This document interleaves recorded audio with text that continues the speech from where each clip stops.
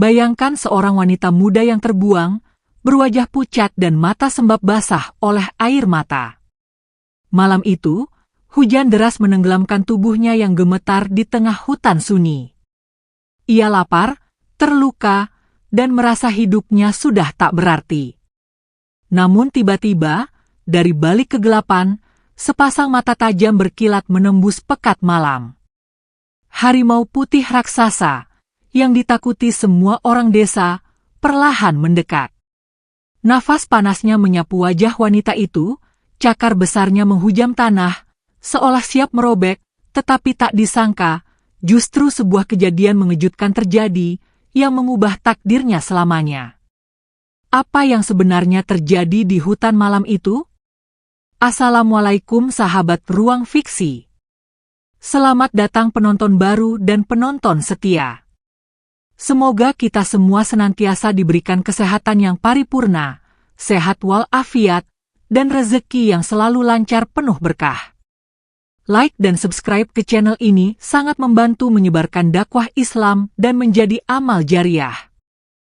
Hujan menetes seperti jarum, menancap di kulit dan memerihkan setiap kenangan. Di tepi hutan yang basah, seorang perempuan bernama Sari berjalan tertatih dengan sandal putus dan kain yang menempel dingin di tubuhnya.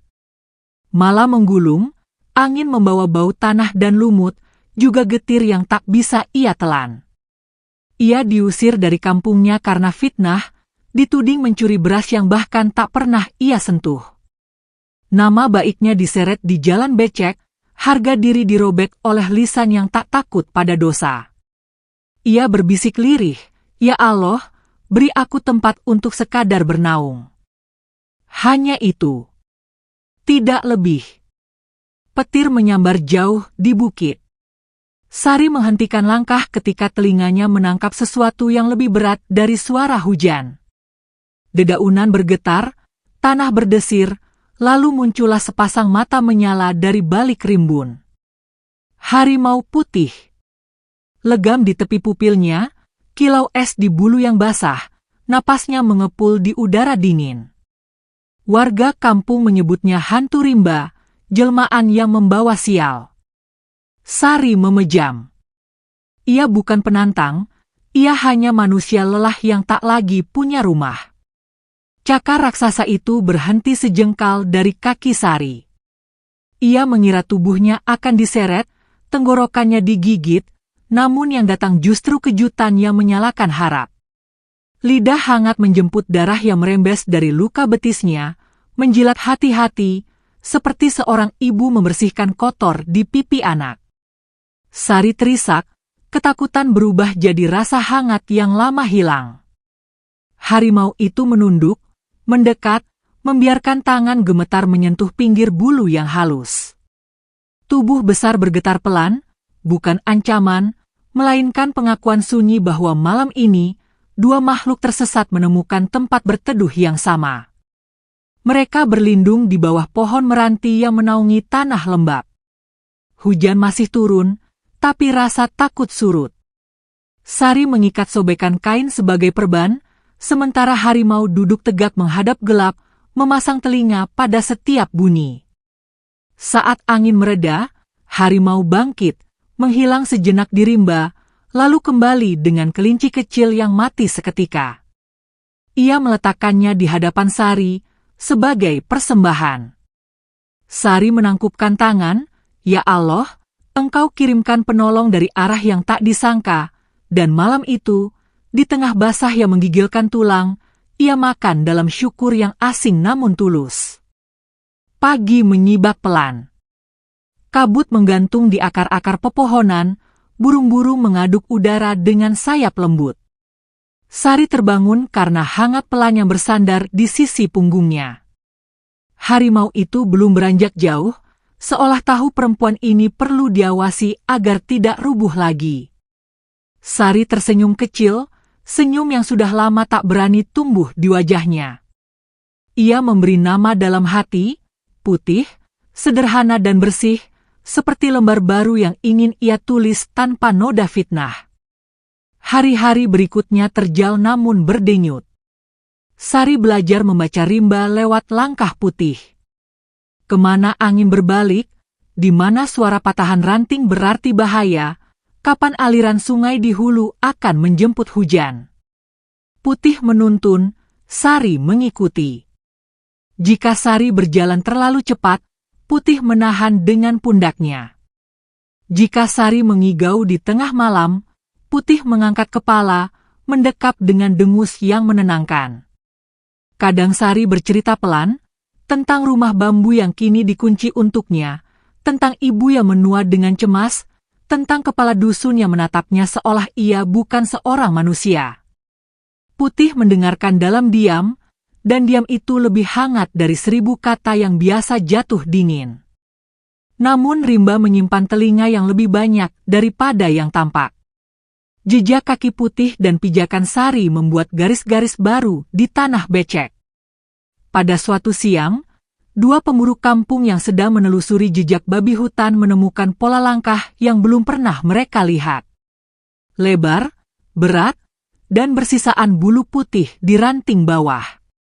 Mereka saling pandang, mata menyalak dengan hasrat lama. Kabar menyebar cepat, seperti api di alang-alang. Di balai bambu, laki-laki kampung menajamkan golok, menyiapkan tombak, meminjam senapan tua dari gudang kepala dusun. Mereka menyebut nama Sari dengan nada sinis, mengatakan perempuan itu bersekutu dengan makhluk gaib, menunggu saat balas dendam tiba. Tidak ada yang menanyakan kebenaran, hanya dendam yang buta dan gengsi yang tumbuh seperti jamur setelah hujan. Sore hari, Sari duduk di tepi sungai kecil, membasuh perban yang mulai longgar. Putih berbaring di tepi, ekor panjangnya mencambuk tanah pelan. Cahaya menari di permukaan air yang dangkal, dan Sari menatap pantulan wajahnya yang pucat namun tak lagi patah. Ia berbisik pada angin, "Ya Allah, izinkan aku bertahan, izinkan aku bisa pulang suatu hari untuk memeluk ibuku." Di kejauhan, seekor burung jalak menjerit gugup, lalu senyap. Putih mengangkat kepala, telinganya berdiri. Sari merasakan udara berubah. Sunyi yang tadinya menenangkan kini menjadi padat, seperti kain lembab yang menutupi mulut. Hembusan angin membawa bau besi, tajam dan asing. Putih bergeser, berdiri pelan, menghadap ke balik perdu. Sari ikut berdiri, hati-hati, menatap sela-sela daun. Saat itulah ia melihatnya. Di bawah rimbun pakis, sesuatu yang tidak berasal dari rimba. Sebuah baji besi berkilat, mulut perangkap yang menunggu kaki salah langkah. Di sebelahnya, tali kawat yang ditarik ke batang muda, siap mencambuk dan mengikat. Jebakan. Sari mundur setapak, dada berdebum. Ia membayangkan kaki Putih tersangkut, kulit robek, darah tercecer, jerit yang memanggil pemburu. Ia menelan ludah, menatap sahabat sunyinya. Putih melangkah, 1, 2, sangat dekat dengan lengkung mulut besi. Sari memutuskan bergerak. Ia mengayun dirinya ke depan, melempar tubuh ke arah batang muda, memegang ujung kawat agar tak menampar ketika terpijak. Namun di saat itu juga, dari balik semak, terdengar klik dingin yang melukai udara, disusul desis pelan dari senapan tua yang baru saja disiapkan. Putih menoleh setengah, mata esnya memantulkan bayang Sari yang melangkah terlalu berani. Hujan sisa hari memercik kecil dari ujung daun. Lalu sesuatu merobek sunyi. Bukan petir, bukan jerit burung, melainkan bunyi yang mematahkan jarak. Sari merasakan tanah di bawah telapak kakinya bergetar halus. Di rerumputan, setitik warna merah muncul, kecil, cepat, lalu menyerap ke tanah lembab seperti rahasia yang tak sempat diucapkan. Embun belum sempat benar-benar menguap dari dedaunan ketika dentuman itu memecah udara. Sari terhuyung, dadanya berdegup kencang seperti gendang yang dipukul tanpa henti. Bau mesiu kasar menyusup ke paru-paru, bercampur dengan tanah basah dan karat dari kawat jebakan. Setitik merah yang tadi meresap di rumputan kian melebar, mengalir pelan seperti garis pena yang menulis takdir di atas bumi. Putih berdiri kaku, ototnya menegang, telinga tegak menatap ke arah semak tempat bunyi itu lahir. Hening menegang seperti benang yang hampir putus. Sari menatap kakinya. Bukan itu. Darah di rumputan bukan dari betisnya. Perban masih terikat, basah oleh air sungai, tetapi tidak merembes. Ia mengangkat pandang. Di sisi bahu putih, dekat garis otot tebal, ada lubang kecil yang mengkilap basah. Bulu putihnya ternoda merah, sedikit saja, namun cukup untuk mematangkan cemas. Peluru lawas itu tidak menembus dalam. Namun luka tetap luka, dan luka adalah jejak yang mengundang bahaya. Dari balik pepohonan, daun pakis bergerak lagi. Bukan angin. Ada napas manusia, ada gesek kain, ada dengus yang menahan bangga palsu. Sari tahu jika ia berteriak atau berlari, Putih akan menyerbu ke arah sumber ancaman. Itu akan menjadi alasan bagi para pemburu untuk menuntaskan niat. Ia harus menjadi angin, bukan api. Ia harus membuat rimba kembali memeluk mereka, bukan mendorong mereka ke padang terbuka. Sari merunduk, meraih batu pipih, lalu melemparkannya ke arah kiri, menjauh dari suara manusia. Batu itu memecah genangan kecil dan menimbulkan cipratan yang riuh. Sekejap kemudian, bunyi langkah mengarah ke sana, disusul gerutuan. Putih melirik Sari. Perempuan itu meletakkan telapak di sisi leher sang harimau, menekan pelan, memberi tanda. Mundur. Putih menurunkan kepala, memundurkan tubuh sehalus mungkin, cakar besarnya menyentuh tanah seperti kain yang dilipat, nyaris tanpa bunyi. Mereka beringsut menyusuri pinggir sungai, lalu menyelinap ke di balik akar pohon beringin yang tumbuh merangkul batu. Suara manusia semakin dekat, lalu menjauh, lalu dekat lagi, seperti gelombang yang mencari tepi. Sari menahan napas. Dalam debar yang tidak mau tenang, ia teringat pada hari ketika semua ini dimulai.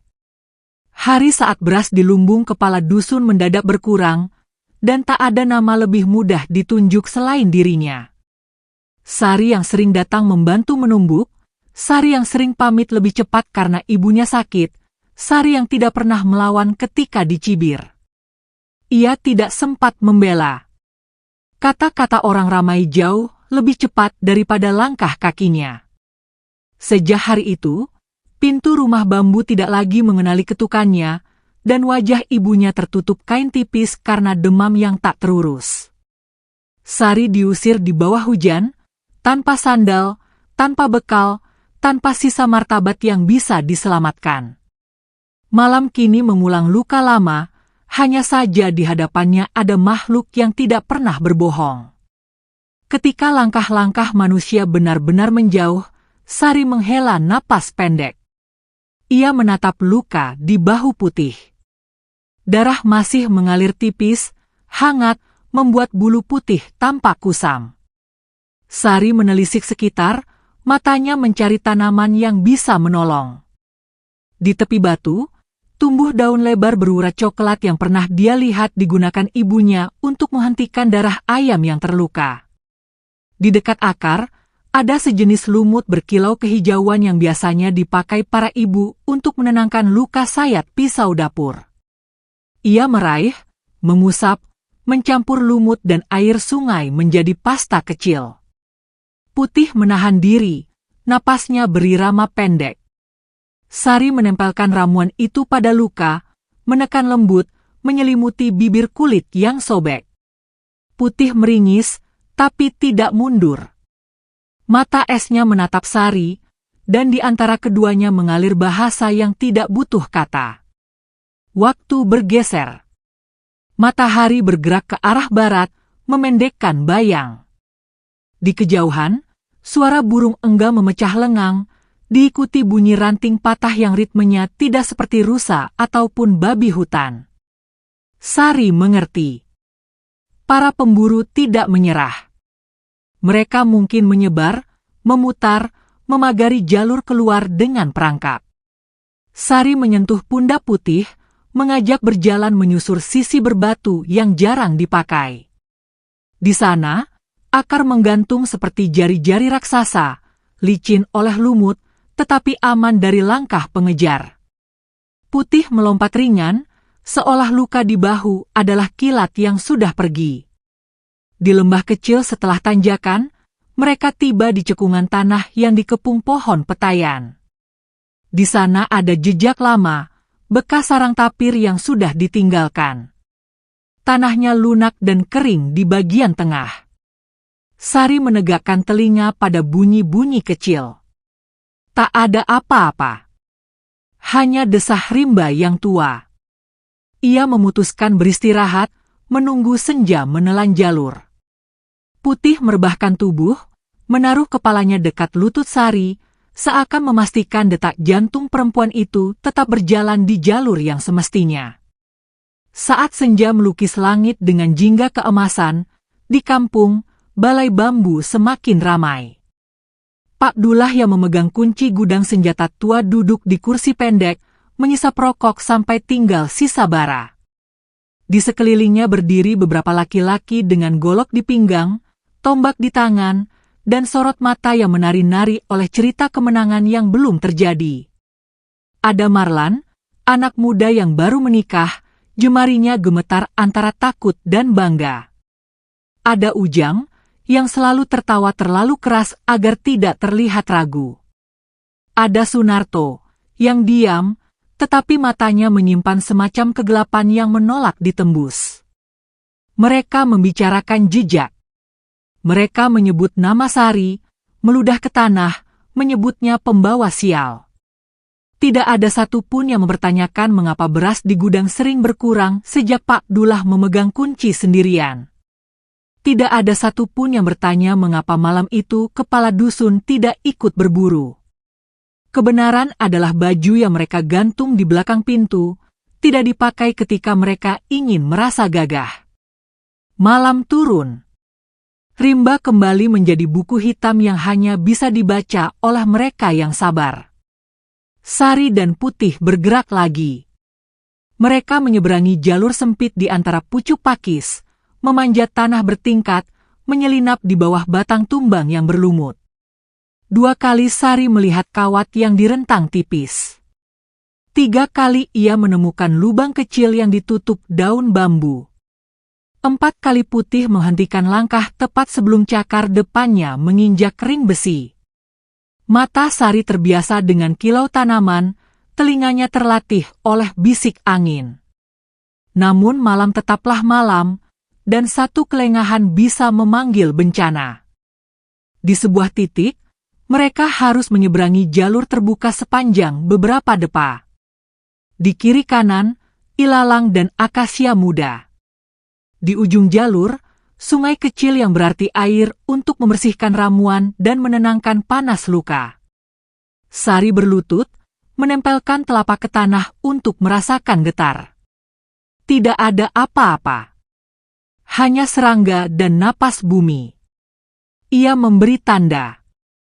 Putih melangkah lebih dulu, tubuhnya merendah, seperti bayangan yang lepas dari tubuh malam.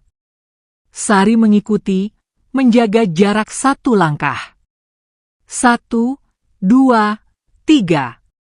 Angin bergerak. Ilalang mengusap betis. Bulan menoleh di sela awan. 4, 5, 6. Tiba-tiba, dari balik semak di kanan, terdengar bunyi kecil yang seperti sendi tua diregangkan. Putih berhenti seketika. Sari pun berhenti.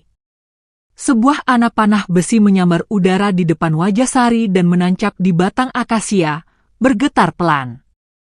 Dari kegelapan muncul siluet. Marlan. Napasnya kasar, tangan kirinya masih memegang tali pemicu, tangan kanan meraba-raba kantong baju. Mata mereka bertemu. Waktu menciut jadi setipis ujung pisau. Sari melihat sekilas sesuatu yang dulu pernah ia kenali di mata anak itu saat masih kecil, ketika mereka sama-sama menambal jalan tanah setelah banjir. Sebelum kata-kata fitnah menjadi roti harian kampung itu. Marlan membuka mulut, tetapi tak ada suara keluar. Putih mengeluarkan dengus rendah, menahan diri di balik perintah tak terlihat dari tatap Sari. Langkah lain terdengar di belakang Marlan. Sunarto muncul, senapan tua tersandang di bahu. Ia menatap Sari dan Putih seperti menatap dua karung padi yang siap diangkut. Tidak ada ragu di matanya. Hanya warna gelap yang tumbuh dari lapar yang tidak pernah diakui. Ia mengangkat senapan. Waktu kembali memecah. Sari bergerak sebelum segalanya terlambat. Ia menubruk batang akasia, memelintir tubuh untuk menarik perhatian, sementara Putih melompat menyilang, bukan ke arah manusia, melainkan ke arah tali pemicu yang terentang di semak lain. Cakar besar itu menampar tali, memutus jalur tembak otomatis yang terhubung ke anak panah besi. Dua anak panah terlepas ke arah yang salah, menghunjam tanah di dekat kaki Sunarto. Lelaki itu tersentak mundur, senapan terjatuh, meletus ke tanah basah dan menimbulkan asap bau belerang. Marlan terperangah, tubuhnya mematung seperti pohon kecil yang menahan badai. Kekacauan sekejap memberi celah. Sari berlari, menepuk bahu Putih, memberi arah. Mereka menyelam ke gelap, menyusuri jalur yang hanya mereka berdua hafal. Di belakang, teriakan membelah pekat malam. Nama Sari dilontarkan seperti batu. Nama Putih diganti dengan makian.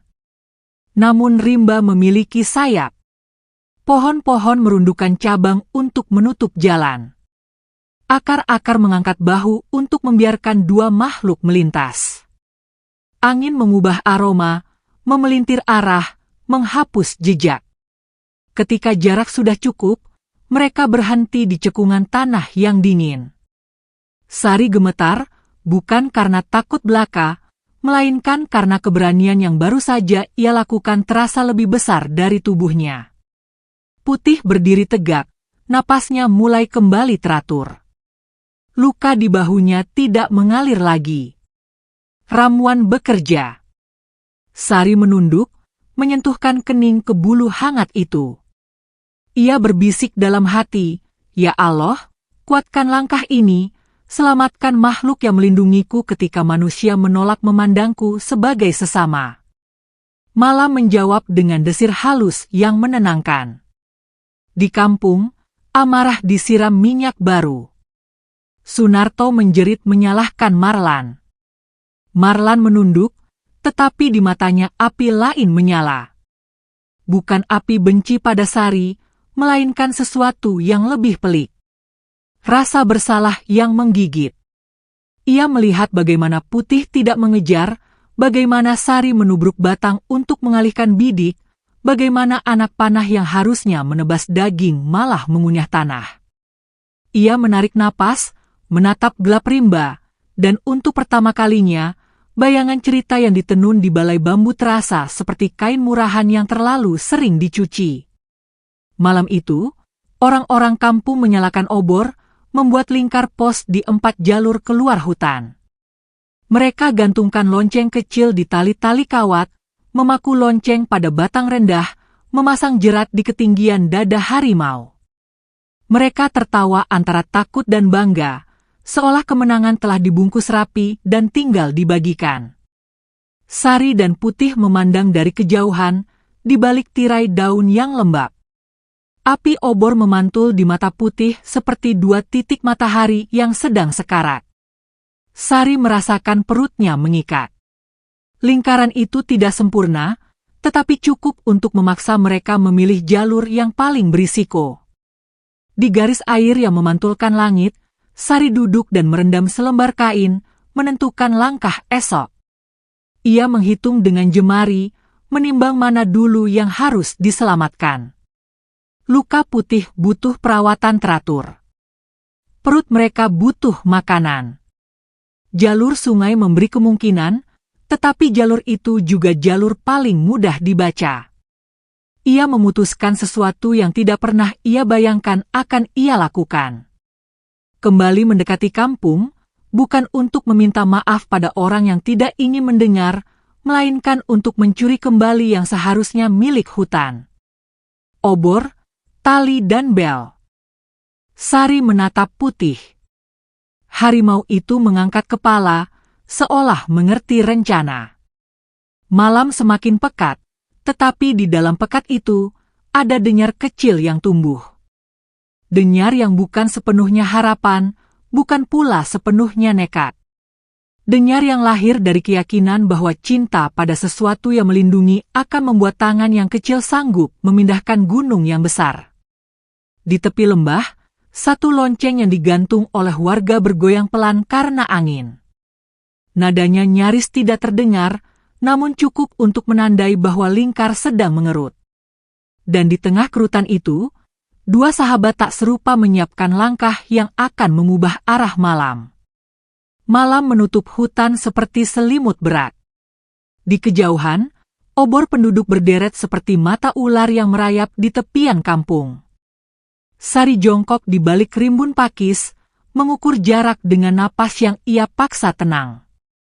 Di sisinya, Putih merendahkan tubuh, telinga bergerak halus menangkap setiap bunyi. Rencana yang lahir dari keberanian tipis itu harus dikerjakan tanpa goyah. Ambil tali. Ambil bel. Matikan sebagian obor. Buat lingkar pengepung keropos, agar esok mereka punya jalan pulang yang tidak berubah jadi liang. Sari mengusap tanah pada kedua pipinya. Dingin meresap, membangunkan semua indera. Ia berbisik lirih, "Ya Allah, jaga kami." Putih menunduk, menyentuhkan ujung kepalanya ke lengan Sari. Gerak kecil itu mengikat tekad. Mereka keluar dari linda pakis, melangkah senyap mengikuti arus sungai kecil yang mengarah ke kebun belakang rumah warga. Air menghapus jejak. Akar pepohonan menutupi ceceran tanah yang mungkin terangkat oleh cakar putih. Di atas, bintang memudar oleh asap obor dan kabut tipis. Mereka tiba di dekat lumbung bambu kecil milik keluarga Marlan. Sari hafal tempat ini sejak kecil.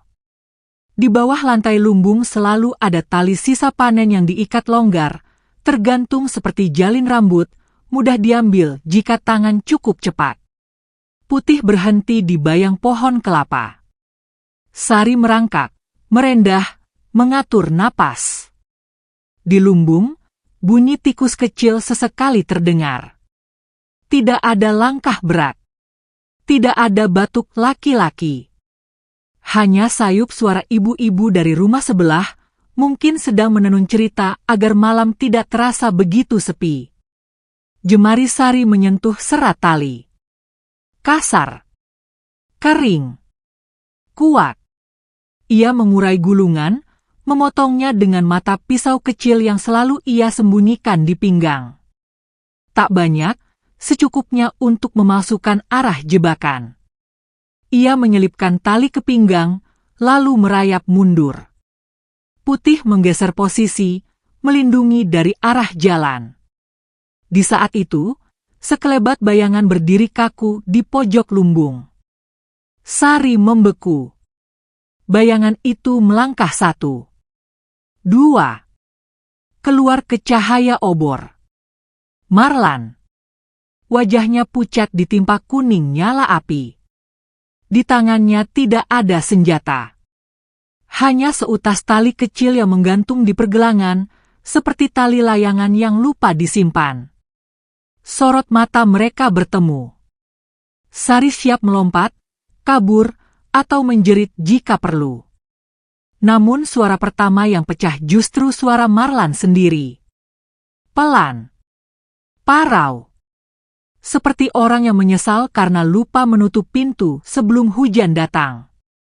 Ia berkata begitu saja, tanpa tinggi, tanpa rendah. pergi sekarang. Jalan belakang musala sepi. Aku tidak melihat apa-apa. Kata-kata itu turun seperti hujan yang mereda. Sari menatap lebih lama. Di mata Marlan, ada bayang getir. Bayang anak kecil yang dulu ia kenal. Anak yang menolongnya mengangkat ember saat mereka menambal jalan. Sari mengangguk sekali. Terima kasih, Marlan. Ia tidak mengucap lebih. Ia tahu setiap kata bisa jadi bel yang gaduh. Ia mundur, menghilang ke gelap bersama Putih. Di balik punggung mereka, Marlan masih berdiri. Antara takut pada orang-orang balai bambu dan takut pada dirinya sendiri yang mulai tidak percaya pada cerita yang dipaksakan. Jalur belakang musala menyempit di antara pagar hidup. Di sana, warga memasang 3 bel kecil di tali kawat yang merentang setinggi lutut harimau. Sari berjongkok, mengendus bau besi yang dingin. Ia mengikatkan tali baru di dahan tinggi, lalu memindahkan bel dari kawat ke tali baru itu, menaikkannya beberapa jengkal lebih tinggi. Saat angin bergerak, bel akan tetap berbunyi, menipu penjaga yang berjaga di pos atas.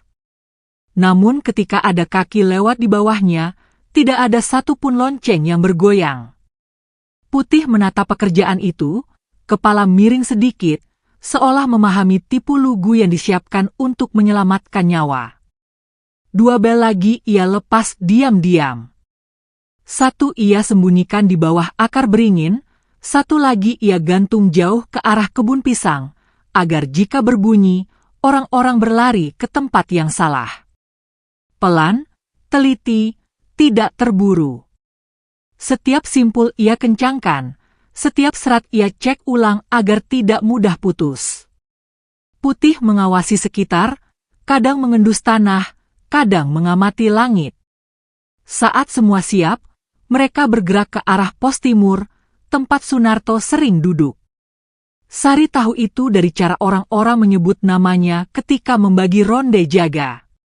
Sunarto selalu memilih pos timur, dekat dengan jalan setapak yang mengarah ke gudang tua. Dekat dengan tempat kunci lumbung disimpan. Di pos timur, obor menyala lebih terang. Ada 2 lelaki, duduk di bangku bambu, mengobrol. 1 tertawa pendek, 1 menyalakan rokok. Sari menunggu di balik rumpun serai raksasa. Ia bisa mendengar jelas percakapan mereka. Telinganya menangkap kata-kata yang terasa seperti duri. Sunarto bilang, besok padi di gudang bisa dipindah setengah malam lagi, kata lelaki pertama. Cepatlah sebelum kepala dusun pulang dari rumah mertuanya, jawab lelaki kedua. Sari menahan napas. Kata-kata itu seperti kunci yang tiba-tiba menolak jatuh. Jadi mereka memindahkan padi di malam hari. Jadi ada tangan-tangan yang mengurangi lumbung ketika orang-orang tidur. Sari memejam, menahan getaran di dada. Seandainya kebenaran bisa meletup seperti obor, malam ini kampung akan terang karena malu. Namun ia tidak datang untuk menantang. Ia datang untuk membuka sedikit celah keselamatan. Obor di pos timur ia perlu padamkan. Bukan seluruhnya. Cukup 1. Ia meraih segenggam tanah lembab, mengisi udara dengan aroma basah. Ia menunggu saat tawa meledak lagi. Saat itu datang cepat. Lelaki pertama mengisahkan sesuatu tentang ayam tetangga yang dikejar anak, tawa pecah panjang, kepala mereka terlempar ke belakang. Sari bergerak. Tangan kirinya menutup api obor dengan tanah basah. Api padam setengah. Cahaya meredup. 2 lelaki berhenti tertawa, menoleh bingung. Angin, kata yang satu. Obor tua, jawab yang lain. Mereka menyalakan lagi, tetapi sumbu sudah basah, menyala kecil, tak benderang. Dalam remang, jarak pandang berkurang. Lingkar pengepung kehilangan sebagian mata. Sari dan Putih menjauh dari pos. Mereka menuju pagar samping gudang tua. Gudang itu pernah menjadi tempat Sari dan ibunya menjemur padi. Kini pintunya selalu digembok, kuncinya dipegang Pak Dullah. Di bawah lantai kayunya, selalu ada sisa tali dan mungkin bel cadangan. Sari mengangkat papan pelapis yang loose sejak dulu. Di bawahnya, benar saja, seutas bel kecil tertutup debu, 2 gulung tali ukuran sedang, dan 1 paku besar yang melengkung. Ia mengambil semuanya. Ia juga menemukan secari kain yang pernah ia kenali. Kain sarung tua milik ibunya. Kain itu wangi asap tipis, terasa bersih, seperti baru dicuci orang lain. Hatinya menghangat kecut. Ibunya masih ada. Ibunya masih hidup. Seseorang membawa kain ini ke gudang. Untuk apa? Ia menelan getir. Waktu mendesak. Ia selipkan kain itu di dada, di bawah baju. Ia berjanji dalam hati, jika malam ini mereka selamat, ia akan cari cara menyelinap sebentar ke rumah, menatap ibu dari jauh, sekadar memastikan napasnya masih naik turun. Mereka kembali menyusuri jalur sungai, menuju hutan. Di belakang, beberapa bel yang sudah ia pindahkan berbunyi kecil terpukul angin. Penjaga pos meneriakkan peringatan dengan suara setengah bosan. Orang-orang berlari ke kebun pisang sesuai nada bel, bukan ke jalur sungai yang kini menjadi arteri keselamatan. Rencana kecil itu bekerja. Jalur timur berkurang penjaganya. Jalur musala setengah buta. Jalur lumbung lengah. Sari dan Putih melangkah lebih cepat. Malam ikut membantu dengan kabut yang turun lebih pekat. Namun rimba selalu menyimpan sesuatu yang tidak ikut dihitung. Di tepian hutan, di jalur yang mengarah ke batu besar tempat Putih sering mengasah kuku, terdengar suara lain. Bukan bel, bukan obor, bukan tawa. Suara perempuan batuk serak. Sunyi yang ditarik keluar dari dada yang lama menahan. Batuk itu ditahan, namun tetap pecah. Sari berhenti, tubuhnya seperti tertusuk jarum. Itu suara yang ia kenal melewati mimpi. Suara ibu. Ia menoleh ke Putih. Mata Putih memantulkan nyala obor yang merambat dari arah kebun karet lama. Mereka mendekat, mengendap di balik semak berduri. Setiap langkah Sari terasa seperti menginjak ujung bilah. Setiap helaan napas berubah menjadi doa yang ditusukkan ke langit. Di lapangan kecil di antara kebun karet dan pinggir hutan, orang-orang berdiri membentuk setengah lingkaran. Obor menyala tinggi, api memanjangkan bayang ke tanah. Sunarto berdiri di depan, wajahnya berkeringat, matanya menyala oleh sesuatu yang bukan semata keberanian.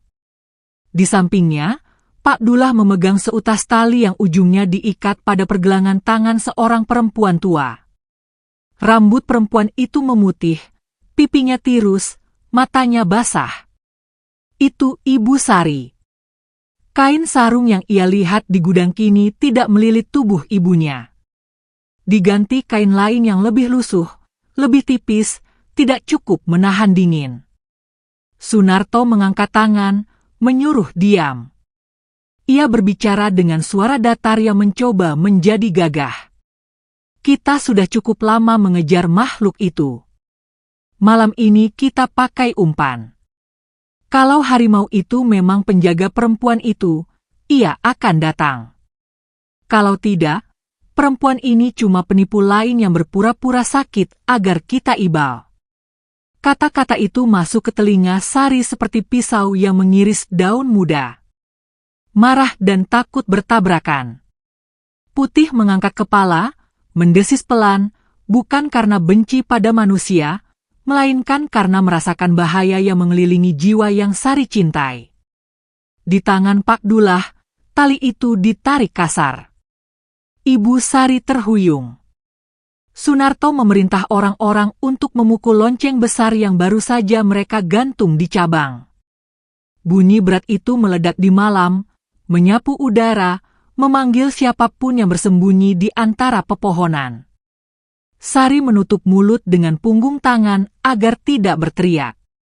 Seluruh tubuhnya menegang. Semua rencana yang tadi rapi seperti anyaman pandan mendadak buyar. Ia menatap Putih. Mata makhluk itu jernih, biru esnya seperti telaga beku yang menyimpan musim.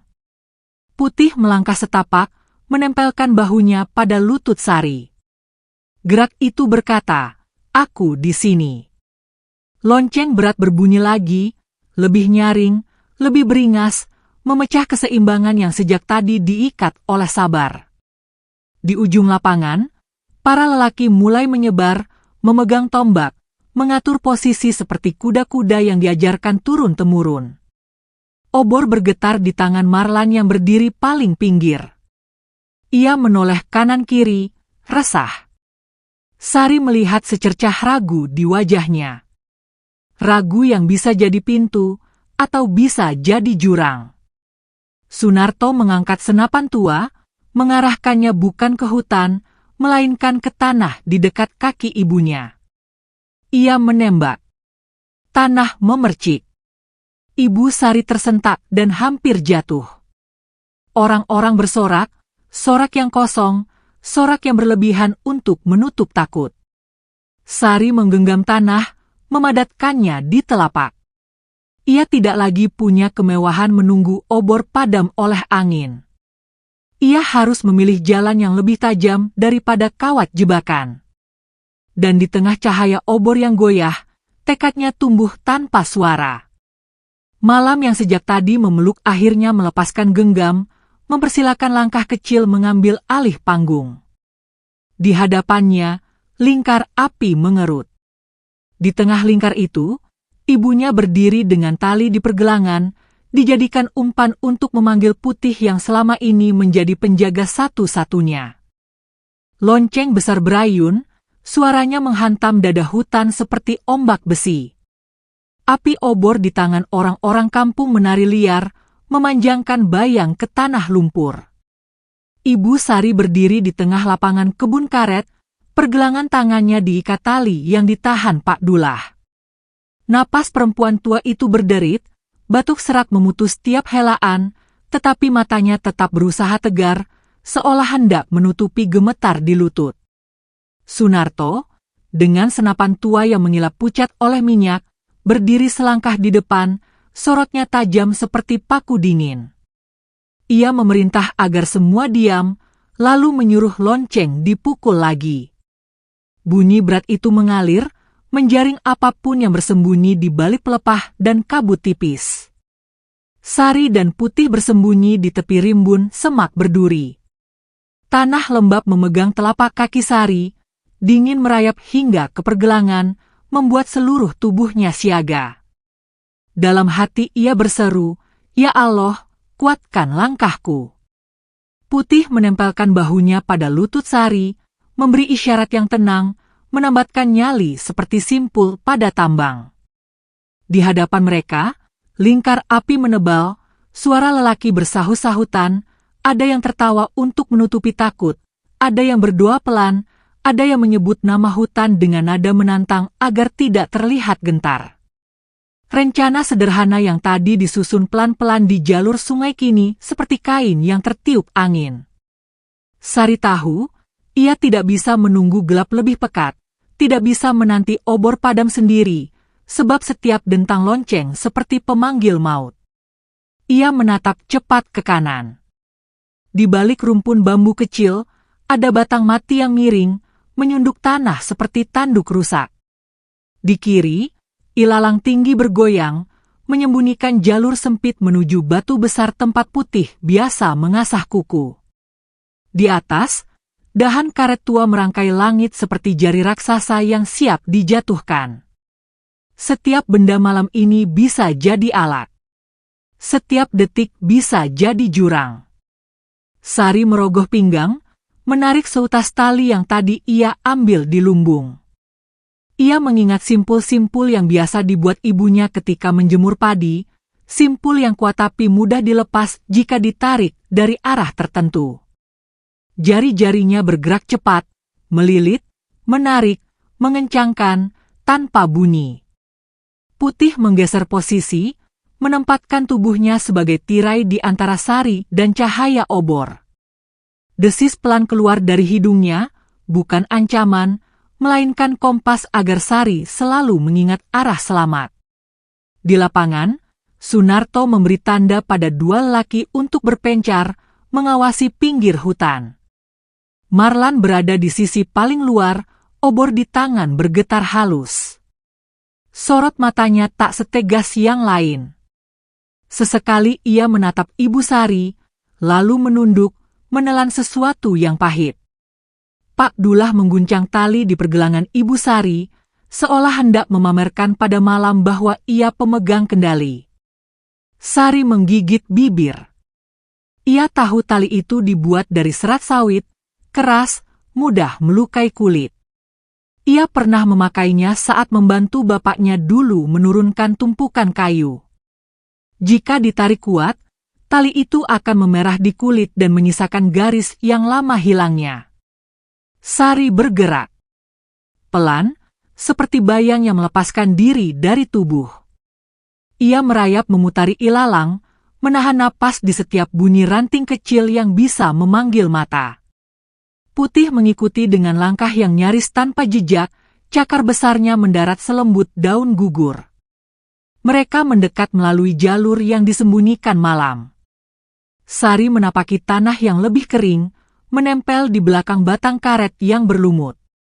Dari sini, ia bisa melihat wajah ibunya lebih jelas. Ada keriput yang mendalam di sudut mata, ada garis lelah yang ditarik bertahun-tahun, namun ada juga nyala kecil yang tidak padam. Nyala yang sama yang dulu mengajarinya menghafal doa, yang menyuapinya nasi gurih ketika demam, yang melambai saat Sari harus ke lumbung pagi hari. Dentang lonceng meledak lagi. Sari tahu ia tidak punya banyak waktu.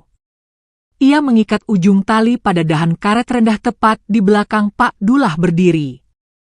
Ujung lainnya ia ikatkan pada batang mati yang miring di balik ilalang.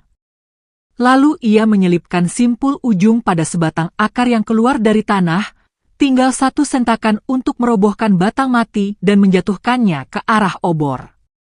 Jika obor jatuh dan api memakan ilalang basah, asap tebal akan bangkit, membelah pandang, memisahkan suara dari arah. Di tengah keputusasaan, ia menyisakan ruang kecil untuk akal. Sari melirik Putih. Mata sahabatnya mantap, tubuhnya rendah, ototnya menunggu perintah. Sari memberi isyarat dengan jari, 3 gerak halus seperti irama sungai. Pada hitungan ketiga, Sari menarik simpul. Batang mati bergeser, mengelus tanah sebentar, lalu jatuh menghantam ilalang dengan bunyi tumpul.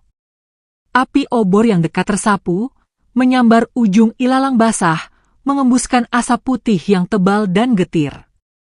Orang-orang berseru kaget. Sunarto memaki. Marlan secara refleks menurunkan obor dan menutup hidung. Pak Dullah menoleh, talinya sedikit kendur. Saat celah selebar kuku itu terbuka, Putih meluncur seperti petir yang tidak bersuara. Gerak Putih bukan lompatan yang bernafsu, melainkan sabetan angin yang dihitung. Bahunya menghantam tali di pergelangan Ibu Sari, cakarnya menampar simpul sawit, gigi besarnya mencabik serat tanpa menyentuh kulit. Tali putus. Ibu Sari terhuyung ke belakang, menahan jerit. Sari menerkam dari sisi lain, meraih lengan ibunya, menegakkan tubuh ringkih itu, lalu menariknya ke balik batang karet.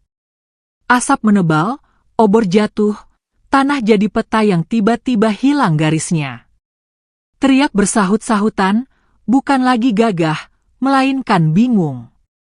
Sunarto, yang terbiasa memaknai gelap sebagai celah untuk menekan, mengangkat senapan tanpa melihat penuh. ia menembak ke arah gerak bayang terbesar yang ia lihat. Dentu memukul malam, burung-burung di pucuk karet beterbangan, daun rontok seperti hujan kecil. Putih tersentak, bahu yang tadi terluka bergetar, tetapi peluru melewati sisi, menghantam batang karet dan memercikkan serpih. Sari menahan napas, menggandeng ibunya lebih cepat. Di belakang mereka, Marlan meneriakkan sesuatu yang bercampur panik. "Jangan sembarang tembak, di situ banyak orang." Suaranya pecah, seperti anak kecil yang memanggil kawan agar berhenti bermain di tepi jurang. Pak Dullah meraih tombak, menebas ke arah asap. Ujung tombaknya menghantam tanah, memotong udara. Putih berputar, tubuh besarnya seperti sungai yang berubah aliran. Ia menampar gagang tombak dengan cakar, membuat senjata itu mental ke samping. Pak Dullah kehilangan keseimbangan, jatuh, mukanya menghantam tanah becek. Obor di dekatnya padam oleh injakan kakinya sendiri. Dunia mereka semakin sempit oleh kabut. Sari mencapai sisi lapangan yang gelap. Di sana, semak berduri memberi perlindungan. Ia merebahkan ibunya pelan, memeriksa pergelangan yang memerah. Kulit itu lecet, garisnya tajam, tetapi tidak berdarah. Ibu menatapnya, antara percaya dan mimpi. "Sari, itu kamu." Suara itu rapuh, seperti benang lama yang ditarik lagi. Sari mengangguk, air mengepul di matanya, lalu memeluk ibu sebentar, sekilas hangat yang bisa menguatkan tulang. Ia berbisik, "Ya Allah, terima kasih." Lalu ia mengusap pipi ibunya, memberi tanda untuk tetap diam. Asap mulai bergerak ke arah timur, mengikuti angin yang berubah. Di balik tirai putih itu, langkah berat mendekat. Sunarto tidak mengalah. Ia menembak lagi, kali ini lebih dekat ke tanah, berharap memaksa musuh bergerak. Dentum kedua menggetarkan perut bumi. Peluru memecah batu kecil, serpihan melesat ke segala arah. Sari menunduk. Putih melintas di depannya, menutup garis tembak dengan tubuh lebar. Di momen itu, dari sisi kiri, sesuatu melesat. Tombak lain beterbangan, dilempar dari pinggir lingkar oleh lelaki yang terlalu ingin menjadi pahlawan dalam cerita sendiri. Ujung besi itu menggunting udara, melewati bahu Sari, dan menancap di sisi pinggang Putih. Suara yang lahir bukan raung marah, melainkan dengus pendek yang menahan sakit. Putih bergeser, menancapkan cakar ke tanah, menahan agar tubuhnya tidak jatuh. Mata esnya tidak liar. Ia menatap Sari seperti biasa, seperti saat mereka berbagi pagi di bawah kabut, seolah hendak mengatakan bahwa luka adalah bagian dari langkah. Darah merembes, merah di atas bulu yang putih, garisnya mengikat jantung malam. Sari gemetar, bukan oleh takut belaka, melainkan oleh rasa bersalah yang melompat ke tenggorokan. Ia memegang gagang tombak, mencoba mencabutnya hati-hati. Putih menggerakkan bahu, membantu, hingga besi itu lepas dengan bunyi basah yang membuat perut berkerut. Sari segera menekan luka dengan kain sarung milik ibunya, kain yang tadi diselipkan di dada. Kain itu menyerap hangat, wangi asap tipis bercampur amis. Tarikan napas Putih bergetar, namun tetap teratur. Di seberang asap, Marlan berlari ke arah Sunarto, menahan lengan senapan itu agar tidak memuntahkan peluru lagi sembarangan. "Jangan, banyak warga di sana." Suaranya makin tegas, bibirnya menolak menjadi pintu bagi kebencian. Sunarto menepis. Ia menyeringai, dingin. "Kalau kita biarkan, harimau itu akan membunuh lebih banyak." Kalimatnya kosong, dibangun di atas kisah yang ia jahit sendiri. Marlan menatapnya, dan untuk pertama kali, ia tidak mundur. Ia berdiri di jalur tembak, membentang tubuhnya sebagai perisai bagi siapapun di balik asap. Pak Dullah bangkit, wajahnya belepotan tanah. Ia melihat Sari dan ibunya di ujung lapangan. Mata kecilnya menyala, bukan karena berani, tetapi karena kepanikan yang kehilangan tempat. Ia mencabut golok dan meluru, menebas semak untuk membuka jalan. Sari menarik ibunya bangkit, menepi ke jalur gelap yang mengarah ke batu besar.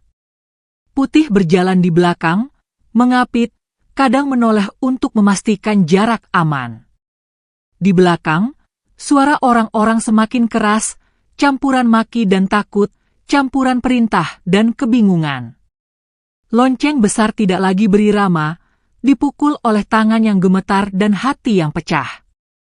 Mereka hampir mencapai batas ilalang ketika sesuatu menghentikan langkah. Sebuah lonceng kecil yang tadi dipindah Sari oleh angin tak sengaja menyentuh daun, berbunyi bening di atas kepala. Suara kecil itu bagai jarum yang menusuk telinga Sunarto. Ia menoleh tajam, menyapu asap dengan matanya yang terbiasa menembus gelap. Di sela-sela kabut, ia menangkap bayang putih yang bergerak seperti bulan di atas sungai hitam. Ia mengangkat senapan, menekan pipi ke popor, mengimbangi nafas, dan dalam sekian detik yang terasa seperti jalan panjang tanpa ujung, ia menemukan garis tembaknya sendiri. Sari merasakan udara berubah. Ia mendorong ibunya maju, menempelkan tubuh pada Putih untuk menutup sisi yang terbuka. Putih mengangkat kepala, menatap ke arah suara besi yang siap memecah malam. Mata makhluk itu bening, tidak ada benci, hanya keputusan. Sunarto menarik pelatuk, dengan mulut yang merapat seperti pintu yang dikunci dari dalam. Dentum ketiga lahir, lebih dekat, lebih berat, menyambar jalur yang memisahkan selamat dan musnah dalam sehelai rambut. Suara itu menembus kabut, memecah daun, dan membuat langit di atas lapangan bergetar halus. Dentum ketiga membelah kabut, bersayap panas, melesat seperti garis halilintar yang tidak terlihat mata. Pada sehelai detik yang tipis, Putih bergerak. Ia memutar tubuh besar itu, mendahului bunyi, memayungi Sari dan ibu dengan bahu yang sudah bernoda darah.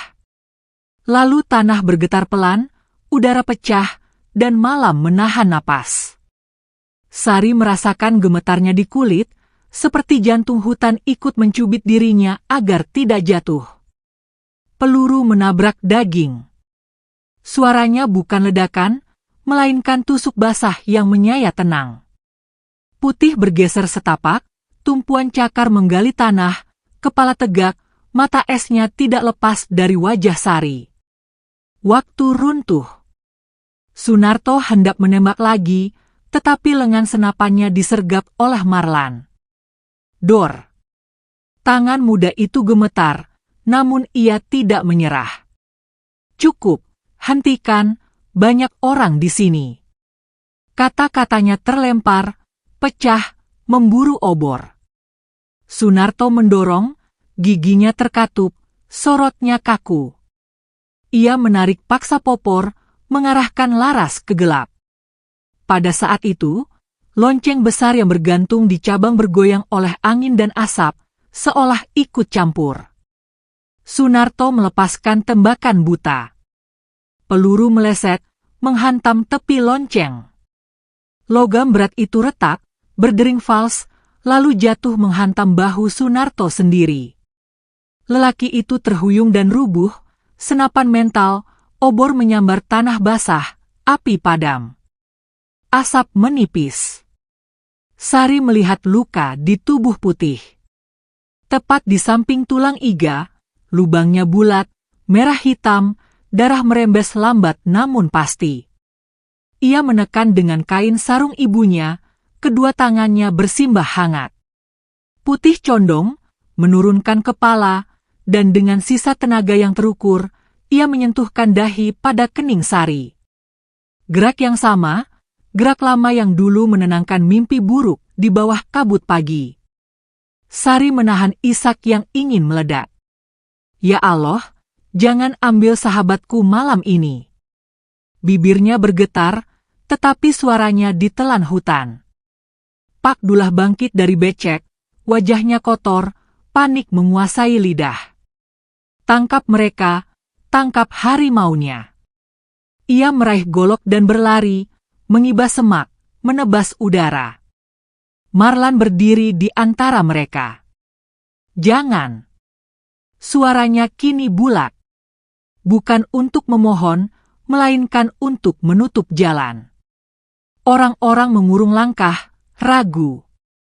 Rantai kebohongan yang mereka pakai seperti sabuk, mendadak terasa sesak. Ibu Sari memeluk anaknya dari samping, tubuhnya ringkih namun tekadnya tegak. Ia menatap warga, mata tuanya basah, tetapi berkilat seperti batu sungai yang dibasuh hujan. Jika kalian mau menghukum, hukum aku, bukan dia. Suaranya retak namun jelas. Ia bukan pencuri. Sejak awal bukan. Lumbung beras berkurang karena tangan yang tidak pernah kalian curigai. Para lelaki saling pandang, gerakan kecil di wajah mereka meraba kata-kata itu, takut menyentuh, takut membiarkan. Marlan menatap Pak Dullah, kemudian menghadap ke Lingkar. Ia menarik napas dalam, lalu berkata lantang. Aku melihat sendiri. Malam-malam, padi di gudang dipindahkan. Bukan 1 kali. Bukan 2 kali. Kalian bisa cek belakang gudang tua sekarang. Ada bekas serat, ada karung katung yang disembunyikan. Kepala dusun tidak ada, dan kunci dipegang siapa. Mata-mata beralih ke Pak Dullah, menyipit, menimbang. Lelaki itu menepis, mulutnya memuntahkan alasan, tetapi udara kehilangan tempat untuk dusta. 2 pemuda melesat ke arah gudang. Tidak lama, mereka kembali dengan wajah seperti dilumuri abu. Benar, ada bekas simpan, ada beras tercecer. Ada karung kosong tersembunyi di bawah tikar anyaman tua. Suara di balai bambu yang pindah ke lapangan tiba-tiba padam. Seperti suara jangkrik ketika seekor ular melintas. Hening yang berat turun. Sunarto bangkit dengan bahu memar, matanya berkelit ke kiri ke kanan, mencari tempat menggantung kata. Tidak ada. Yang ada hanya bayang putih yang berdiri di depan mereka, berdarah dan tetap menatap tanpa benci. Ia mengangkat senapan lagi untuk menyelamatkan harga diri sendiri, tetapi Marlan menariknya, kali ini dengan marah yang jujur. Cukup, sudah cukup. Putih melangkah ke arah Lingkar, tubuhnya tinggi dan kokoh meski luka membuka pintu sakit. Ia tidak meraung. Ia hanya berdiri, menatap satu-satu wajah yang pernah menabuh lonceng untuk memanggil maut. Sari memegang lehernya, merasakan getar halus seperti nyanyian jauh. Lalu Putih menoleh pada Sari, pada ibu, dan pada langit gelap yang menggantung rendah. Ia mengambil udara panjang, penuh, lalu melepasnya dalam sebuah dengus berat yang menggetarkan daun dan hati. Setelah itu, ia menurunkan tubuh, merebahkan kepala di tanah lembab, dan menatap Sari dengan bening yang nyaris manusia. Sekejap, ingatan mengalir seperti anak sungai. Pagi berkabut, kelinci pertama, langkah pelan di tepi sungai, malam dingin yang jadi rumah. Sari menggigil. Air mata jatuh, satu-satu, memandikan hidung hangat yang sebentar lagi akan berhenti menarik dunia. Orang-orang menunduk tanpa sadar. Ada sesuatu yang meluruh dari dada mereka, sesuatu yang sudah lama dikeraskan oleh kabar dan gengsi. Pak Dullah hendak melangkah lagi, tetapi kaki kirinya tersandung akar licin, ia jatuh tersungkur. Dalam rubuhnya, goloknya terlepas dan mengiris telapak tangannya sendiri. Darah merembes, cepat, menodai tanah yang tadi ia hina. Bagi malam, itu bukan keadilan pertunjukan. Itu hanyalah garis sebab akibat, sederhana, dingin, dan tepat. Rintik hujan turun. Tipis, dingin, membersihkan sisa asap. Putih menarik napas lagi, pendek. Sari menempelkan telapak di dahi sahabatnya, berbisik dalam benak, "Terima kasih. Kau menyelamatkanku ketika manusia membuangku. Kau menyelamatkan ibuku saat manusia ingin menjadikannya umpan. Jika kau pergi, pergilah dalam damai, sahabatku." Putih memejamkan mata perlahan. Ekor panjangnya memberi tanda terakhir, sekali saja, seperti salam. Lalu tenang datang seperti ombak kecil di danau pegunungan. Napas itu berhenti. Hutan diam. Burung-burung enggang di pucuk karet tidak berkicau. Rerintik hujan menghadap ke tanah, gemetar menyentuh bulu putih yang kini tak lagi bergerak. Sari tertunduk lama, merasakan bumi mengangkat sedikit tubuhnya agar tidak pecah oleh duka. Ibu memeluknya, suara tuanya merapalkan doa. "Ya Allah, muliakan makhluk yang lembut ini, makhluk yang Engkau kirim untuk menjadi penjaga ketika kami dikhianati manusia."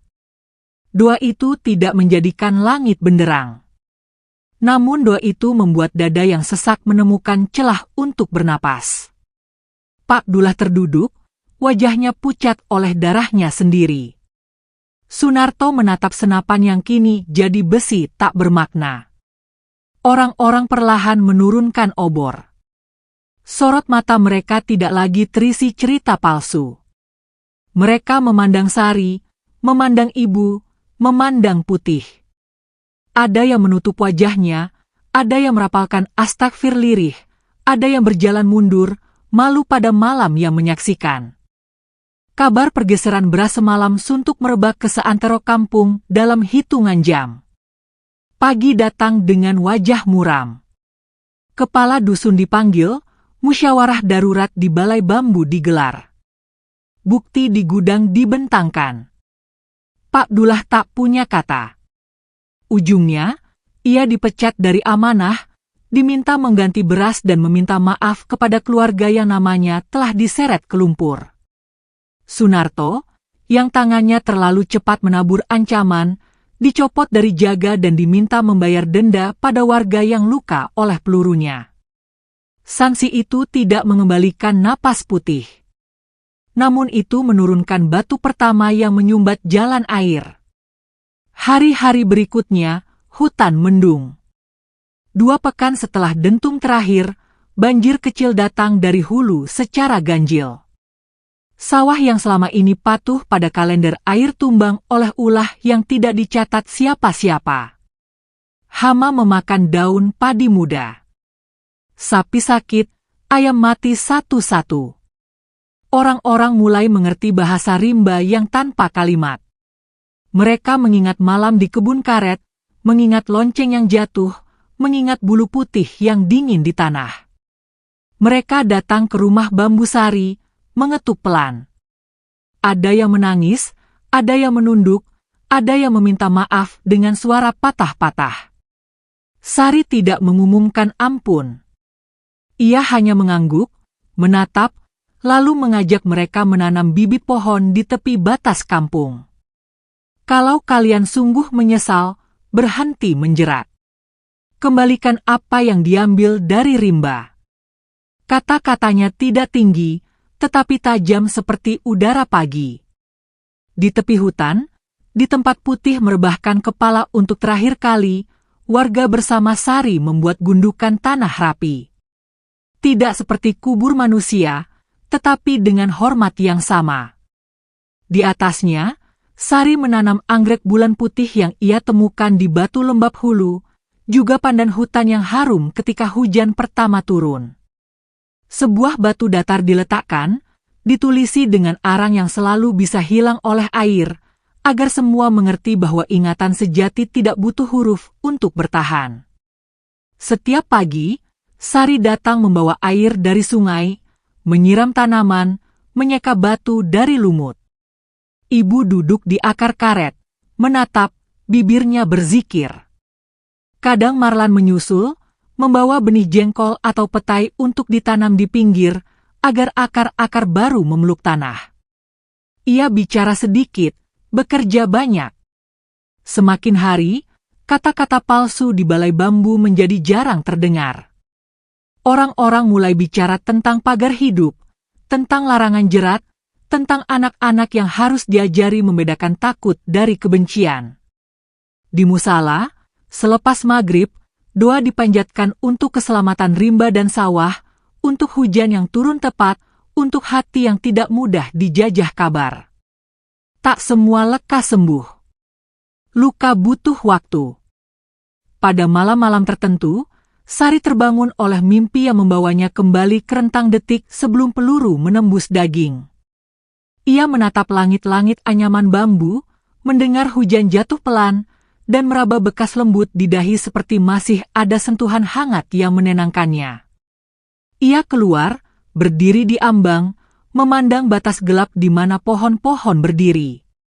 Angin membawa bau lumut dan tanah, juga sesuatu yang samar, wangi yang dulu selalu menempel di bulu putih. Hatinya mengendur. Ia tahu, hutan menyimpan jejak, bukan untuk menakuti, tetapi untuk mengingatkan. Musim berganti. Anggrek bulan mekar, putihnya bening, seolah ada salju yang tersesat ke tanah Katulistiwa. Anak-anak kampung datang setiap sekali pekan, duduk melingkar, mendengar Sari bercerita. Ia tidak berkisah tentang kebencian. Ia bercerita tentang perempuan yang tersesat lalu ditolong makhluk yang mereka takutkan. Ia bercerita tentang malam yang mengajarinya bahwa tidak semua yang bertaring datang untuk melukai. Ia bercerita tentang dusta yang bisa tumbuh menjadi belenggu jika tidak dipotong awal. Dan ketika angin lewat, daun-daun berdesir seolah mengamini. Pak Dullah memilih pergi ke kampung istrinya, jauh di hilir. Sunarto tinggal, tetapi kepalanya selalu menunduk, tangannya tidak lagi menyentuh senapan yang kini digantung di dinding balai sebagai peringatan. Ia datang ke kubur putih satu sore, membawa seikat rumput wangi, menaruhnya pelan, dan pulang tanpa bicara. Tidak ada sorak. Tidak ada hukuman dari langit yang hingar-bingar. Ada hanya hari yang terus berjalan, meminta setiap orang membenahi langkah dengan sabar. Suatu senja, hujan turun tipis, memantulkan emas dari sisa matahari. Sari dan ibu duduk di akar karet tua. Di hadapan mereka, anggrek bulan berkilau seperti api dingin. Sungai kecil di bawah berlari, berbicara halus dengan batu. Sari menutup mata sebentar, mengumpulkan segala suara itu di dadanya. Rasa sedih yang dulu menelan seperti banjir kini tinggal sumur tenang. Di kedalaman itu, ada nama yang tidak ia sebutkan keras-keras, tetapi ia ingat dengan jernih. Ia menunduk, menyentuh tanah di gundukan, menyampaikan syukur yang pelan. Terima kasih, karena engkau datang. Terima kasih, karena engkau mengajarkanku bahwa cinta bisa berbentuk cakar yang menahan, gigi yang memutus tali, dan mata yang tidak memalingkan pandang bahkan ketika dunia meludah.